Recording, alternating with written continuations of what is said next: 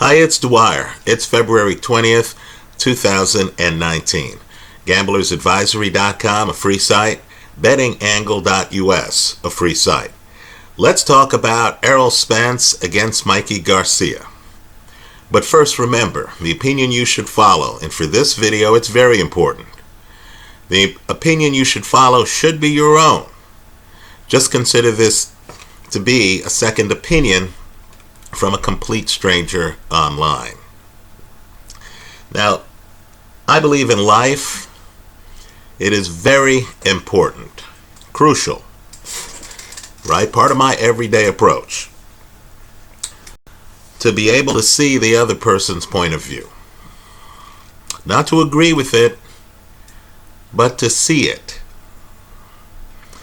Now, I'm going to pivot here because I believe this fight is badly mispriced. And I mean badly mispriced.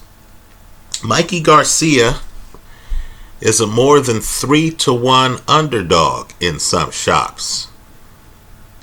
Right? You're talking about one of the dominant fighters of our time. A guy who is unbeaten. A guy who has been successful, has belts in multiple divisions. Right? And he is going off at a 3-to-1 underdog odds posting. Who's he fighting? Prime Sugar Ray Leonard? Prime Sugar Ray Robinson? Prime Pernell Whitaker? Well, let me say, in an earlier fight, and the video is still up here online, I took Errol Spence against Kell Brook in the United Kingdom. But, I believe here, Mikey Garcia should be the favorite. Right? I don't understand what's going on. So, right here early in this video, before I get into my reasons, let me invite the Errol Spence crowd to tell us why in the comment section to this YouTube video this fight is a mismatch, because that's how it's priced, and why Errol Spence is the person who should be the overwhelming favorite. I mean, right now they're telling you folks that if these guys fought 4 times, they're telling you Errol Spence would win at least 3 of the 4 matchups. Right now, I know Errol Spence is hot right now. I know many people are looking at him and saying, wow, Errol Spence is a future Hall of Famer. Understand, Mikey Garcia is still in his prime, and Mikey is a definite Hall of Famer. Mikey needs no other lines on the resume.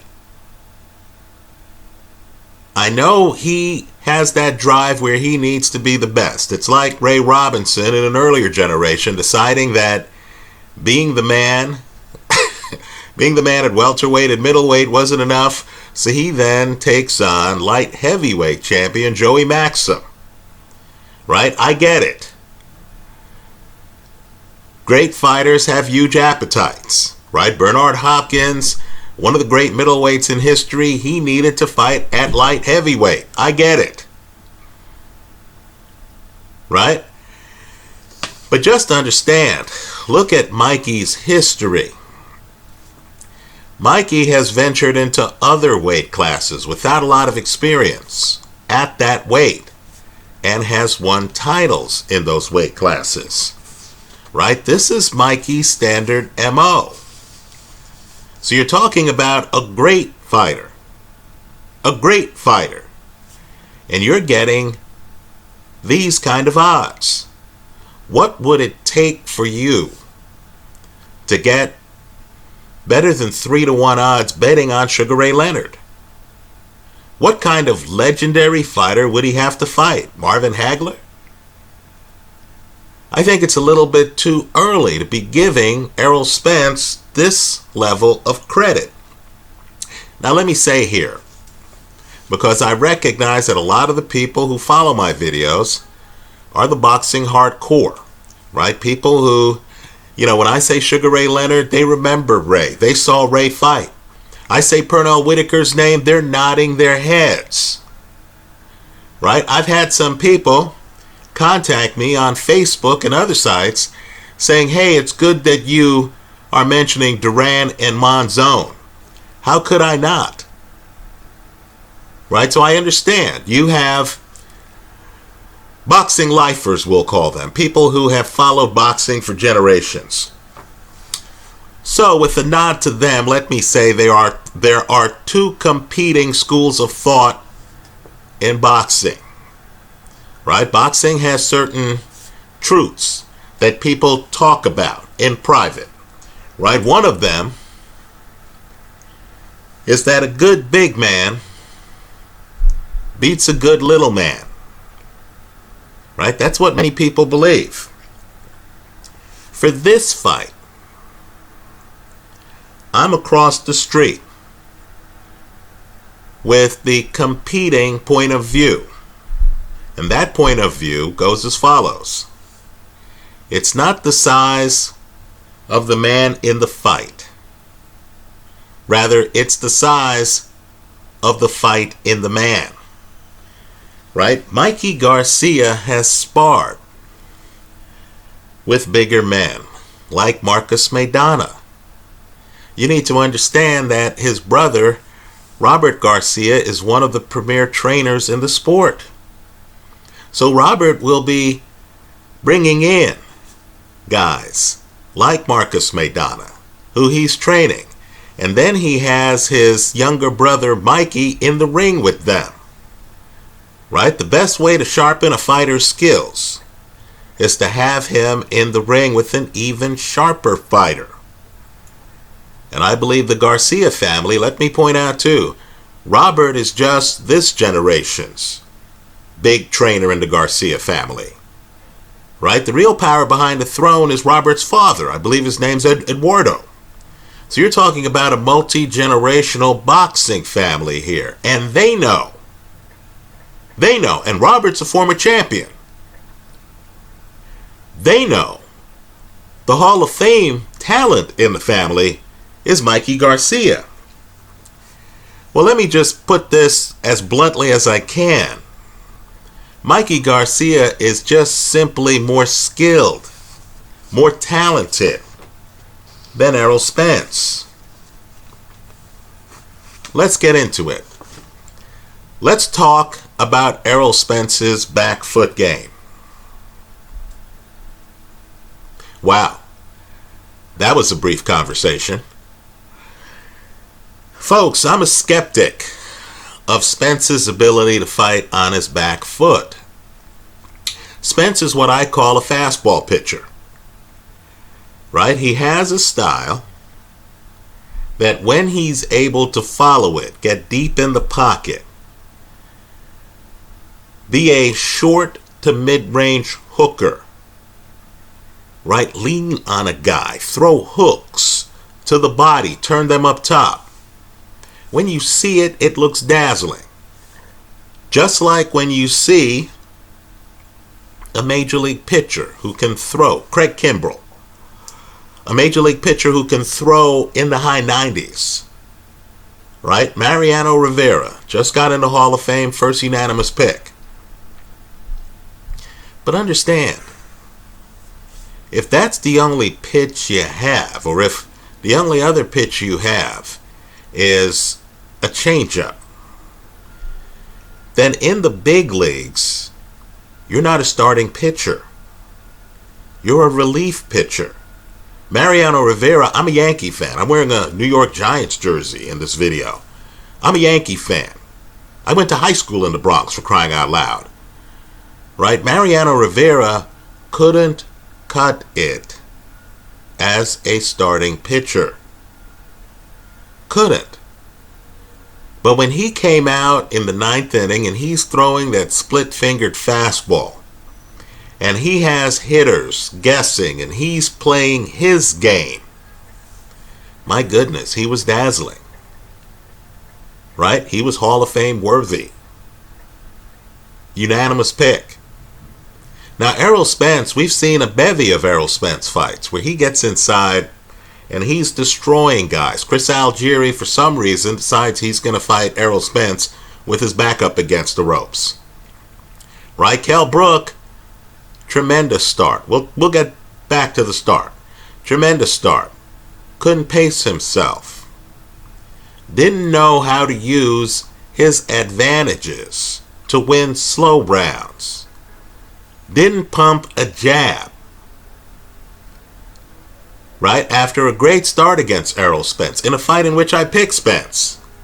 I was worried, folks. I was worried. Then we get to the middle rounds. Kell Brook's stamina has nosedived. Errol Spence, who has great stamina, takes over and wins that fight. Right? The point, though, is Errol Spence doesn't really have a plan B. He's not the pitcher who says, okay, my fastball isn't available to me. Right? Maybe he's facing a fastball hitter. Barry Bonds. A-Rod. Right? Errol Spence is not the kind of guy who can then say, okay, I'm going to throw sliders here. I'm going to throw a curveball here. I'll confuse the batter. Then when the batter is thinking curve, I'm going to throw a changeup or I'm going to throw a fastball. Errol Spence's tool set doesn't have that many tools. Tell me the Errol Spence fight that he wins on his back foot. Tell me the Errol Spence fight that he wins with his back up against the ropes. Isn't he always the guy who's the hunter? Isn't he always trying to collapse the pocket? Isn't he always throwing hooks? Let me say this. I believe Errol Spence's back foot game is such a source of concern for me that I think Mikey's best moments, the smaller man's best moments, are going to be when he's on his front foot. I'm expecting someone to get walked down this fight. I'm expecting Mikey Garcia to walk down Errol Spence. Now, what I want to do is to revisit a fight I've been mentioning, because I believe it's one of those fights that tell us what's going to happen in this fight. Again, revisit Kell Brook against Errol Spence. The fight starts. I'm rooting for Spence. The fight starts. Errol Spence is overwhelmed. Right? Kell Brook has a lot of hand speed, has the faster feet than Errol Spence. More importantly, Kell Brook is unafraid. He comes forward on Errol Spence, who cannot match Brook, not even remotely, in hand speed or timing.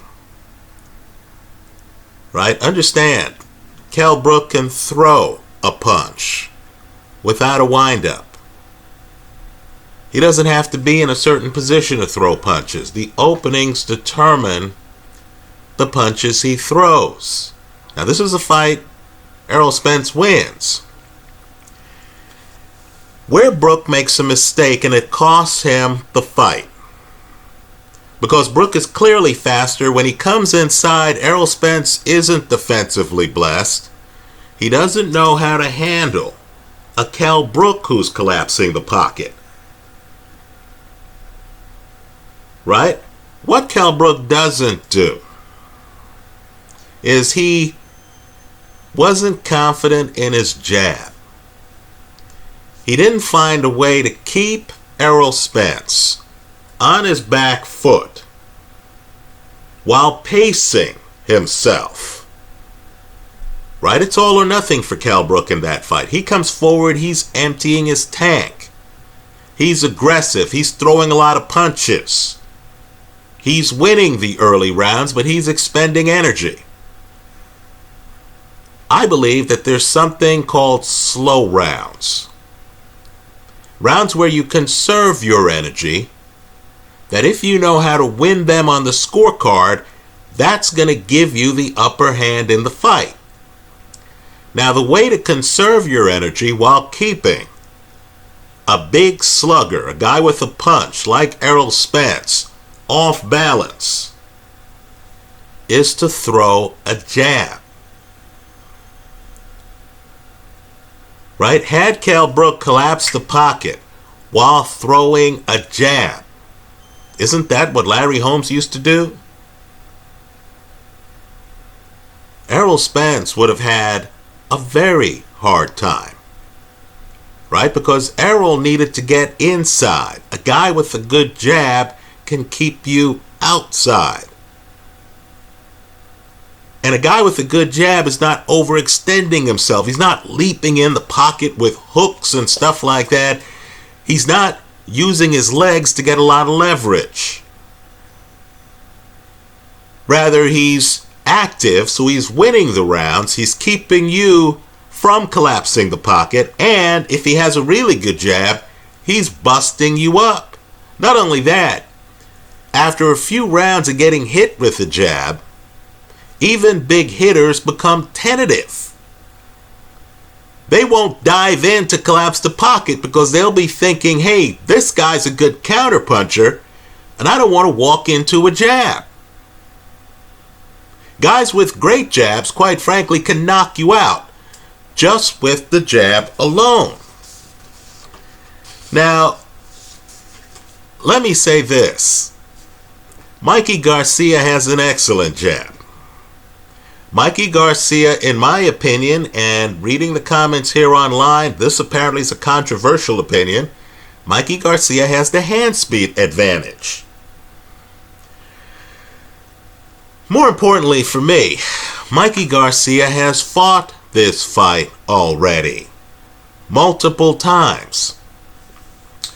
In my favorites folder here, you actually have a nice little short clip from Showtime. It's Mikey Garcia's victory over Deshaun Delaticanin, right? In that clip, Mikey talks about Deshaun's advantages, what makes him a world-class fighter. Folks, it's as if he's describing Errol Spence. Then Mikey talks about what he was trying to do in the fight. Folks, it involves using a jab. It involves left hooks to Deshaun's body, and Mikey Garcia has a spectacular left hook. Folks, spectacular left hook. Right? How does the fight end? With Mikey Garcia on his front foot, as I suspect he's going to be, against Errol Spence. Right? And Mikey gets off a great right hook. Mikey is two-handed. That has Deshaun unconscious before he hits the canvas. Folks, first time in his career that Deshaun has hit the canvas. Here, he's out cold. That's how hard Mikey punches. He's out cold before he hits the canvas. Mikey also fought Orlando Salido. You might remember Orlando Salido. He's the guy who beat Lomachenko. Front foot heavy guy, dives in. Right? He tries to collapse the pocket on Mikey Garcia. Mikey has great timing. It's as if you're watching Ali against Cleveland Williams. Right? In my opinion, that's the best Ali there ever was. Right? Mikey has the timing down where when Salido jumps in, bang, Mikey is ready. right? He's not a guy who flees the pocket. Rather, this is the fastball hitter. Again, I'll just name two guys. Prime Barry Bonds, prime Alex Rodriguez.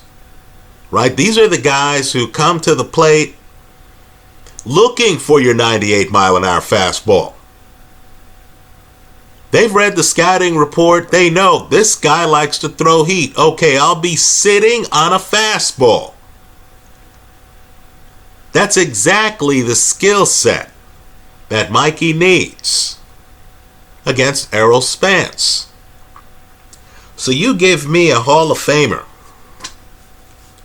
Right? I'm telling you, if Mikey said, that's it, I've had enough of boxing, folks, he's in the Hall of Fame. You give me a Hall of Famer who's still in his prime, still winning titles. Didn't he just beat unbeaten Robert Easter in a fight that, quite frankly, I feel was tougher for him than this Errol Spence fight's going to be, because Easter has defensive skills. Right? Easter is defensively blessed.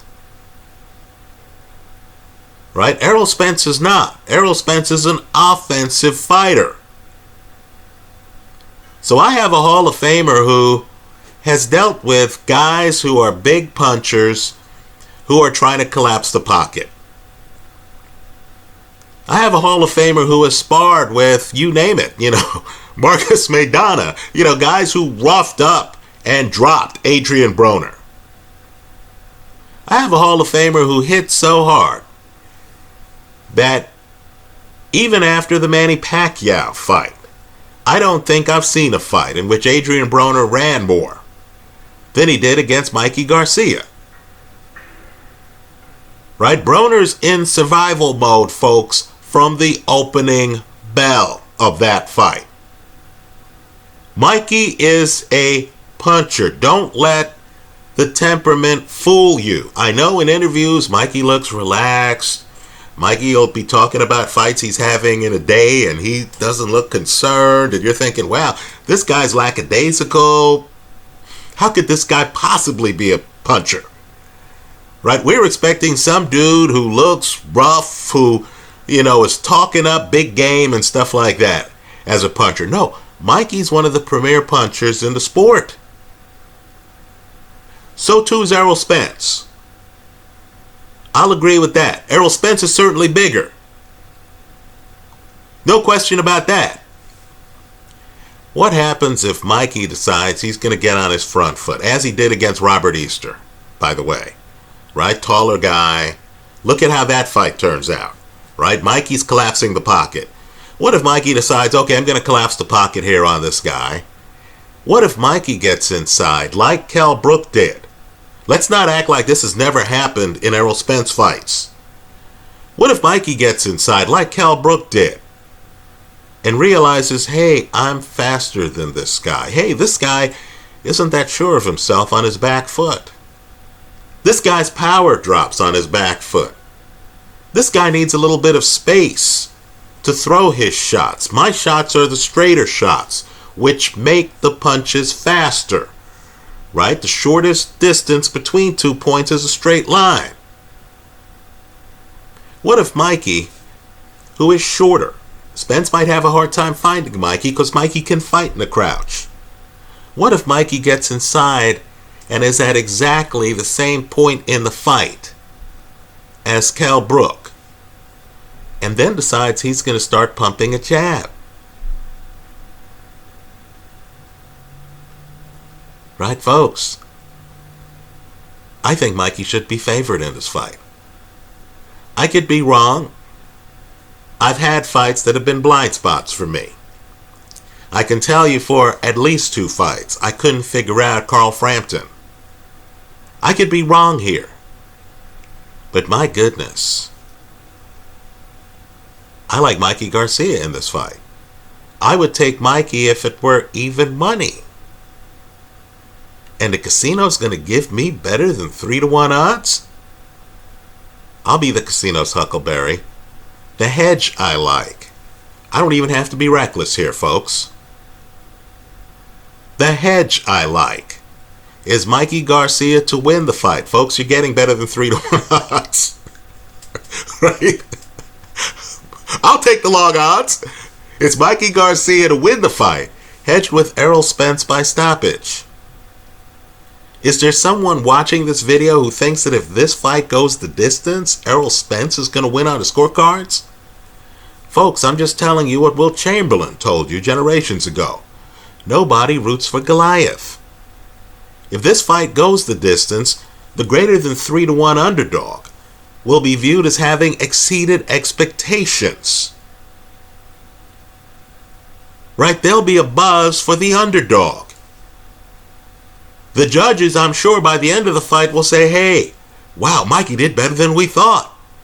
Here he is fighting Goliath, and Errol Spence couldn't stop him. Right? The view, and I feel it's a misperception, is that Mikey's gaining all this weight to fight at 147. Right? I believe Mikey's taller than Manny Pacquiao, who in my opinion might be the best at 147. Right? So, also Mikey has sparred with some big, rough characters at that Garcia gym. Right? So, I like Mikey to win. I'll hedge to play with Spence by KO. I believe Spence's only chance of winning this fight is to do so by KO. I'm sure many Spence people believe that's what Spence is going to do early in this fight. The first 2 rounds are going to be a doozy, folks. I'm just telling you, if at the end of the second round, Mikey hasn't been hit with a bomb and you see him getting deep in the pocket pumping a jab, you see Spence trying to fight off his back foot or unable to get Mikey over by the ropes, just be prepared to have your mind blown. I think there's a distinct possibility, that Mikey wins this by stoppage. As I said, you can't analogize this to the Robert Easter fight, because Easter could defend himself, put his hands up, move away, right? You and I know that's not Errol Spence. Errol Spence is accustomed to battering guys, right? He's accustomed to saying man down after he drops guys, right? He spars with other world champions, right? Jermell Charlo is his boy, and they spar together, right? Used to be a champ at 154. Right? So you and I know Errol Spence is accustomed to punishing guys, not getting punished. There's always a first time for everything. I'm just telling you. Had George Foreman been tested before the Rumble in the Jungle against Ali, he would have figured out how to hold on to Ali when Ali hits him with that first shot in the last round. Foreman had no clue, because Foreman was accustomed to hitting guys like Joe Frazier and then watching them fall. He didn't have to develop his survival skills. Errol Spence is at the George Foreman part of his career right now. Right? The young George Foreman, when a fighter feels invincible. He's going up against a Hall of Famer here. As I've said, who would the opponent have to be if they were fighting Sugar Ray Leonard for you to get better than 3-1 odds on Ray Leonard? Let's plug in other Hall of Famers. Who would the opponent have to be for you to get better than 3-1 odds on Marvin Hagler? Right? The casinos are telling you that Errol Spence is that kind of fighter against a future Hall of Famer who Adrian Broner was afraid to be in the pocket against. Understand, Broner thought he won the Manny Pacquiao fight. He didn't think he won the Mikey Garcia fight. Right? He knew better. Look at Garcia's KO percentage. Folks, Garcia's KO percentage has carried from weight class to weight class, just like Manny Pacquiao's. Right? So you're talking about a great fighter. And you're getting better than 3-1 odds against a guy who's bigger, but who doesn't have the skill set. To the point where we're all uncertain what happens if Spence is forced onto his back foot.